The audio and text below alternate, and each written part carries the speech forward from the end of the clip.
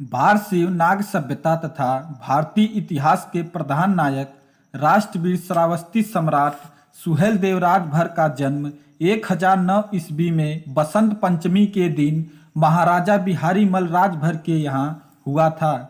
इनकी माता महारानी जयलक्ष्मी चंदेल वंश की वीर छत्राणी थीं।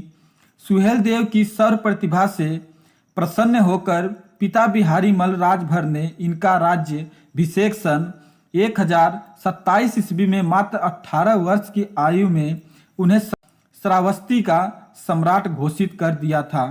सम्राट सुहेलदेव ने अपने साम्राज्य का विस्तार उत्तर में नेपाल से लेकर दक्षिण में कौशाम्बी तक, पूरब में वैशाली से लेकर पश्चिम में गढ़वाल तक किया था।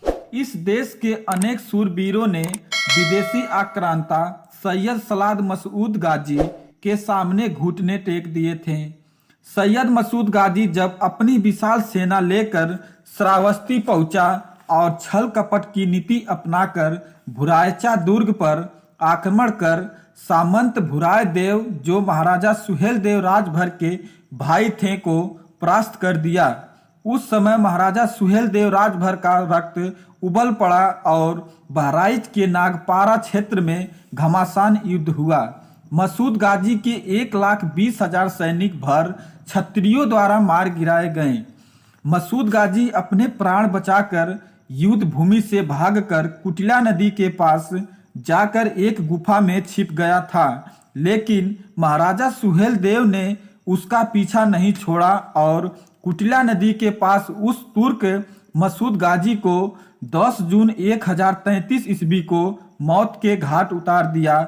इस प्रकार एक विदेशी आतताई का अंत कर राजा सुहेलदेव राजभर ने देश, धर्म, समाज, नारियों को सम्मान तथा संस्कृति की रक्षा की।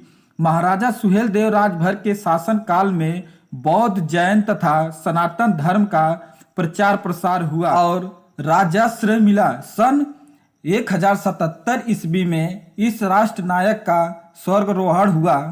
इस प्रकार महाराजा सुहेलदेव राजभर सही अर्थों में एक राजर्षि थे और भारती वंश के भर क्षत्रियों में अग्रणी थे।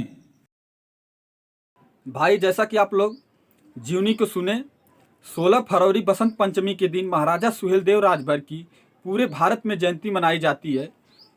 मैं इस वीडियो के माध्यम से आप लोगों को बताने का एक छोटा सा प्रयास किया हूँ। कोई गलती होगी तो भाई समझ के माफ़ कर देना।